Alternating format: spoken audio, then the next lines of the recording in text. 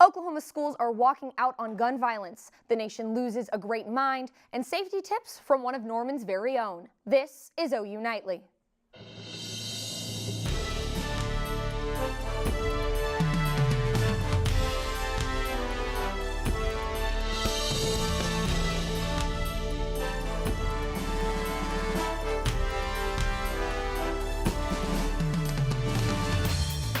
Good evening and welcome to OU Nightly. I'm Jaycie Bayless. And I'm Matt Marks. Oklahoma students took a stand today, or better yet, took a walk against gun violence. It's been a month since the Parkland school shootings, and students around the globe are making their voices heard. So Norman High School actually planned a walkout in accordance with other schools around 10 a.m. this morning. Ripple effects are still being felt 1 month after the Parkland school shooting, reaching all the way to Norman, Oklahoma. Shiloh Sellers is live at Norman High School where an organized protest was held. Shiloh? That's a great thing, though. Yeah. That's right, guys. Norman High School students joined schools across the nation by holding an organized walkout to protest gun control reform. I was here this morning when these guys got started. Starting promptly at 10 o'clock this morning, students from Norman High walked out of their classes and began to rally on the football field. Organizers gave speeches before they sat down for a 17-minute moment of silence in memory of the 17 students killed in the Parkland shooting. They say it is time for their voices to be heard. I just kind of want people to know that us as students, us as young adults, that we're not going to put up with it anymore.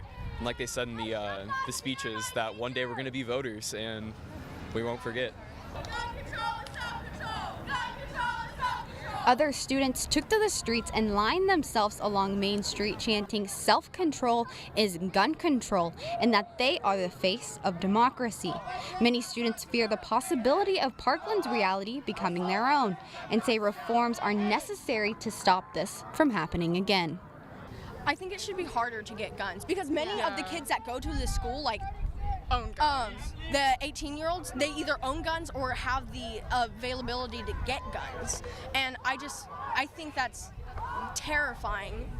Kids have died how many more? 1, 2, 3, 4. Kids have died how many more? 1, 2, 3, 4. Kids have died how many more? 1, 2, 3, 4. Kids have died how many more? 1, 2, 3, 4. Kids have died how many? Well, Norman High School actually joined hundreds of schools across the state for the walkout. Taitum Wilson joins us in the news center with just how many students participated. And Taitum, it seems to be a lot. That's right, Jaycie. Students all over the country walked out of the school by the thousands today to demand stricter gun laws, as last month's Florida school shooting continues to fuel the fight for gun reform. The national school walkout took place at 10 a.m. in each time zone across the country. Those participating have 3 primary demands for Congress. They want to ban assault weapons, require universal background checks, and pass a law that would allow courts to disarm those who show warning signs of violent behavior.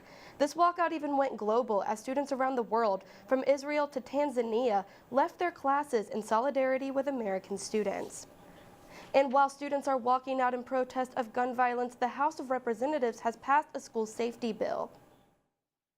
The action that the House just took, I think, is an important first step forward in protecting our children, our teachers, and other administrators within our schools. The bill would provide increased security at the nation's schools, but it does not address gun control measures. In an attempt to combat school violence, the bill provides more training for school officials and law enforcement to respond to mental health crisis. It also provides money to develop anonymous reporting systems for threats and money for protective measures like metal detectors and locks. The bill passes exactly 1 month after the Florida school shooting. And former FBI Deputy Director Andrew McCabe may be on the outs. Attorney General Jeff Sessions is considering whether to fire McCabe. McCabe is set to retire on March 18th, but he could be fired just days before, therefore losing his pension after more than 2 decades of working at the Bureau. The FBI's Office of Professional Responsibility has recommended McCabe be terminated, but now the decision is up to Sessions. McCabe has been on leave since January when he abruptly stepped down. And Matt, the special congressional election in Pennsylvania heads into its 2nd day. The vote is too close to call right now, but Democrat Connor Lamb is currently leading Republican incumbent Rick Saccone by 627 votes. Thanks, Taitum. The Oklahoma Attorney General says the state is working to develop its new way of executing those sentenced with the death penalty. In an announcement today, the AG's office said nitrogen gas will be used to execute inmates. Oklahoma will be the first U.S. state to use this gas to carry out capital punishment. And not guilty. That's the word from an Oklahoma jury charged with deciding the fate of Chastity Dawn Carey. She's the bond person accused of killing her client back in August. Now, Carey claims that the man she shot in the back was killed in self-defense, but prosecutors argued his back was turned on her when he died. And Matt, I don't know about you, but I've been loving the warm weather today. Beautiful day today. Awesome. Well, Caroline, can you tell us if that weather's going to stick around? Yeah, we had a truly stunning day today. Look, we were in the 60s for most of the state, 70s out there in the Panhandle. If you're stepping out tonight, though, it's going to cool down pretty quickly. We're going to be in the lower 50s by midnight. By the time you're walking out the door tomorrow, we're going to be in the upper 40s. Our winds are going to stay around 10 to 15 miles per hour. Here's the great news, though. Saturday, to kick off your spring break, is going to be the perfect pool day, probably the best one we've had this year. We're going to have our winds stay light. It's going to be very sunny, and we're going to stay in the mid-70s all day on Saturday. So a great St. Patrick's Day to go to the pool. Here's what to expect coming up, though. I'm going to talk about Winter Storm Skylar. I'm going to give a travel forecast for those Sooners heading down to the coast for spring break. And I'm going to talk a little bit about those red flag warnings across the state. Back to you at the desk. Thanks, Caroline. And speaking of the fire danger and the drought that it's engulfing part of the state, we are joined by the Norman Fire Chief, Chief Travis King. Thank you for being here today with us. Glad to be with you. Awesome. Now, Travis, you have 22 years of experience, so we thought you'd be the perfect person to ask, right? So a lot of our students, like they just mentioned, are heading down to spring break, and I think a lot of them might be camping. So do you have any safety tips for those students? Well, anytime you're camping, you have open flame, you want to check in with the local officials to see if they're allowing open burning at that time. And if you're cooking, be sure it's contained well and just be aware of your surroundings. Yeah, of course. Open flame, right? Very dangerous when we're when this dry. Especially here in our part of the state, it's definitely getting dry and getting drier by the day. Wow. It was like, so you just mentioned it, right? Very dry. Right. So we are thankfully not in a burn ban right now, but we were just not too long ago. So how does this year's burn ban compare to years before? Yeah, well, to answer the burn ban, we were in one a few weeks ago that got lifted, and actually counties in the western part of the state are back in a state burn ban. We see that creeping toward the central part of the state, and we think we could be back in one here soon. Last year we think the conditions were a little bit worse. We had some significant fires here in Norman around this time, and we think things are a little better, but right now when you have dormant fuels, they're just not going to absorb the moisture that we had recently. So our ground moisture is good.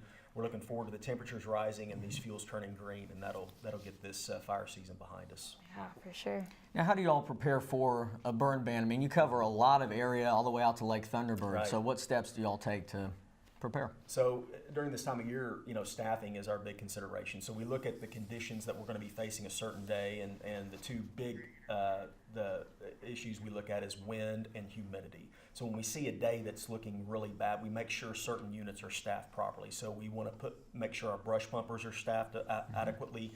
Getting extra brush pumpers staffed is a goal, and then making sure our tanker trucks that have the large water that we can haul to places without a municipal water system, making sure those are manned. That's what we're looking at during those days. Yeah, so is there a big difference between like Norman and I guess like a rural area? Yeah, so here in Norman, we're a unique fire department where we have, kind of a city proper area where we have, structural firefighting, and then we have a big rural area. It's about half and half. So all of our firefighters have to be well trained in both disciplines, and when we have a big event out east, we have to pull resources from the town to fight that. So yeah, we've had big fires here back in 2012 where I remember the firestorm that burned up many thousands of acres out there. So the potential is definitely there, and we've got to be ready. Awesome. Well, thank you so much for being here. Thanks to, of course, the whole Norman Fire Department, but thank you, Travis, very much. Thank you very much. Absolutely. Thank you for having me. Of course. And the legendary physicist Stephen Hawking died yesterday at the age of 76. His work in the field of physics earned him many honors over the year, including the Maxwell Medal and Prize in 1976 and the Presidential Medal of Freedom in 2009. At 21 years old, Hawking was diagnosed with motor neuron disease, which paralyzed him more and more over the years, where he was given just 2 years to live. Hawking wrote many successful books in various scientific fields despite his debilitating disease. Well, he was certainly a very inspiring figure because in spite of his disabilities, he was functioning at a very high level in the theoretical physics community and at a very high level in the public outreach sector due to all the popular books that he had written. Now, one of Hawking's most famous books, A Brief History of Time, has sold more than 10 million copies. Still ahead on OU Nightly, a new spot on OU's campus that could make online orders easier to pick up. Plus, a boom from the sky that left most residents wondering what exploded.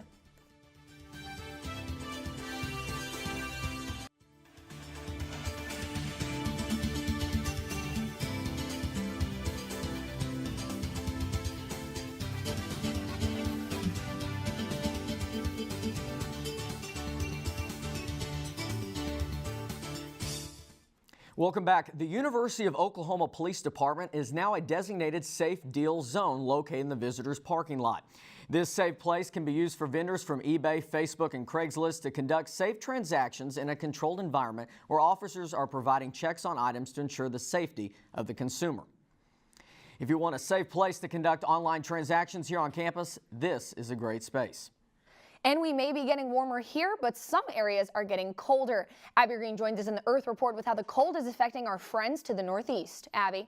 Yes, Jaycie, and yet another blizzard has struck the northeast. This will be New England's third nor'easter in less than 2 weeks. The storm was officially declared a blizzard by the Boston National Weather Service yesterday after 3 straight hours of harsh conditions. According to the National Weather Service, parts of New Hampshire got around 27 inches of snow and about 218 power outages were reported. The storm is continuing today and is slowly starting to die down. And it's that time of the year again. Cherry blossom trees are taking root across D.C. for the National Cherry Blossom Festival. The event commemorates the gift of cherry trees given to the capital from Tokyo in 1912. Pink blossoms can be found in the East Potomac area, and white blossoms will be near the Washington Monument. The festival will begin on March 17th and will last through April 15th. And the National Weather Service is calling yesterday's reports of a shocking boom a bolide, or the breaking up of a meteor. Other meteor explosions have been caught on camera. In January, a nighttime bolide lit up the sky over Michigan, and in 2013, one caused damage and injuries in Russia. There are no reports of damage following yesterday's meteor over Oklahoma. Well, that's good news. Well, there's no damage. Very good news. Well, thank you, Thanks, Abby. Abby. Well, still ahead on OU Nightly, it's finally starting to feel like spring, and Caroline Brown has more on this weekend's warm-up. We had a great day today, and I'm going to let you know more about our weekend forecast coming up.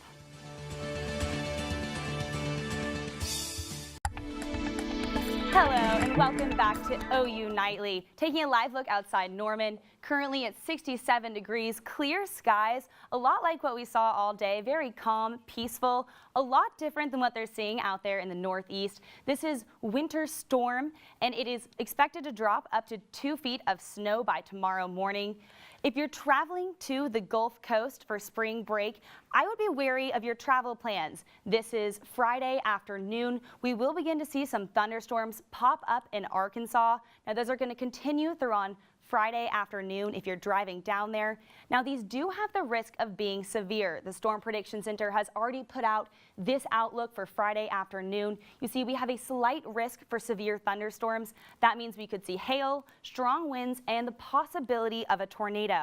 But for tomorrow here in Norman, we're going to start very chilly in the 40s. We're going to warm up quite rapidly up to the mid 70s by 5 p.m. Our winds are going to be gusty, up to 25 mile per hour sustained winds and gusts even higher. Throughout the state, our highs are going to be in the upper 70s, but check out the panhandle. Woo-wee, a whopping 80 degrees out there. Now keep in mind, it's been about 5.5 months since they've seen rain. So when you couple in these dry conditions with those strong winds, we do have an elevated risk for fire weather. That means any fires that form could spread very rapidly. So if you're going camping out in western Oklahoma, this would not be a good time to have a bonfire. Save the s'mores for next year. But for tomorrow here in Norman, it's going to be sunny in the 70s. The only downside is those strong winds. Here's the good news though. By Saturday for your St. Patrick's Day, it's going to be the perfect day. Light winds in the 70s. We have a slight chance for rain on Sunday morning, but the upcoming week for spring break should be absolutely beautiful. It's like that's what we were just thinking, right? Perfect weather. Perfect. It's about time. Well, thank you, Caroline. Well, Matt, the Sooner basketball team hit the road yesterday. That they did, Jaycie and Kelsey. I believe the Sooners are looking to go dancing. That's right. OU is in Pittsburgh and ready to take on Rhode Island tomorrow morning. And Baker Mayfield tries to impress the Scouts one more time. Sports is almost here.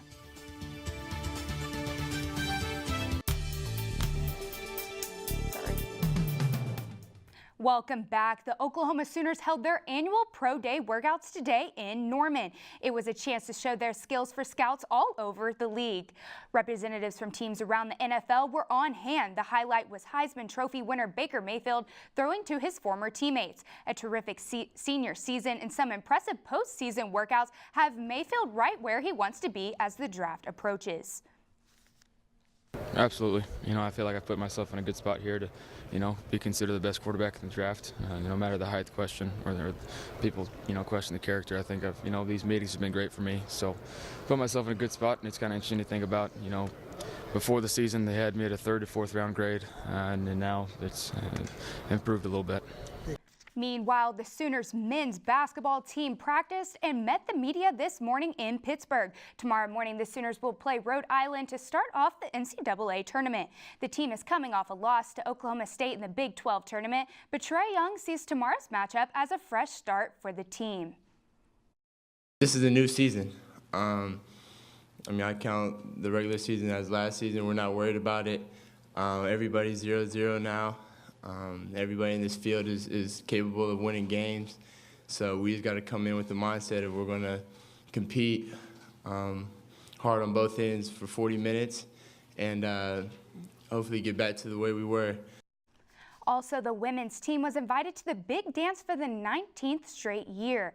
They open against DePaul on Friday in College Station. And as women's basketball is at the end of their season, baseball season is kicking into high gear. Christian Nunley has more on OU's recent success on the diamond. Christian?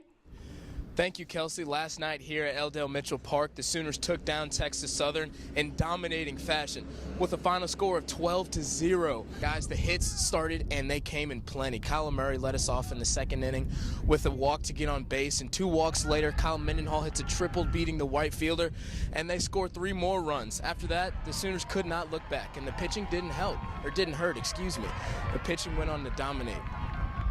OU head coach Skip Johnson had more to say on the excellent pitching yesterday. No doubt.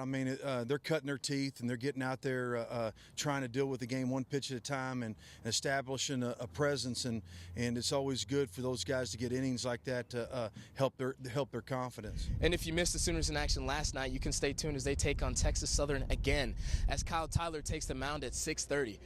Kelsey, back to you at the desk. Thanks, Christian. And Russell Westbrook is at it again, but this time means a bit more. The Thunder played the Atlanta Hawks last night and came out on top 119-107. Westbrook finished the game with 32 points, 12 assists, and 12 rebounds, becoming the 4th player in the NBA history with 100 career triple-doubles.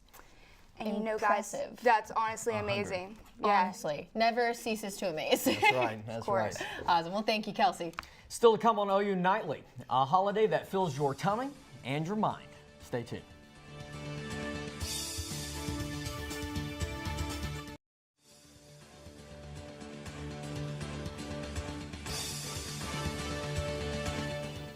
I'm Karbs at the OU Nightly Update Desk. An Oklahoma tribe has filed a lawsuit against drug manufacturers and distributors for contributing to the tribe's opioid epidemic. The Ponca tribe accused manufacturers for misrepresenting the risks of addictive painkillers. However, they are not the first to file such a lawsuit. The tribe is hoping for an injunction that will prohibit manufacturers and distributors from engaging in unfair or deceptive practices. Back to you guys in the studio. Well, thank you, Carrie. And from the ratio of the circumference of a circle to its diameter to the delicious treat, today is National Pie Day. March 14th is a day that brings together mathematicians and foodies alike. Apple, pumpkin, pecan, cherry. Are you hungry yet? If so, take this day to indulge at some of Oklahoma's eateries such as Pie Junkie, Crimson and Whipped Cream, or even Pizza Shuttle. People forget about pizza every time. That's right. That's right. Well, Carolyn, do you have a weather fact for us? Yes. So there's been 3 winter storms in 2 weeks. Check out some of these accumulations. Bangor, Maine has gotten 2 feet. And with the current winter storm that's hitting the Northeast, they could see up to 18 more inches of snow by tomorrow morning. Wow, I was like, you said 2 feet earlier, and I was like, too much for me. Yeah, it's a lot of snow. Well, thank you all for watching OU Nightly, brought to you by the Gaylord College at the University of Oklahoma. We'll see you back here tomorrow night live at 4:30. Have a great evening. Good night.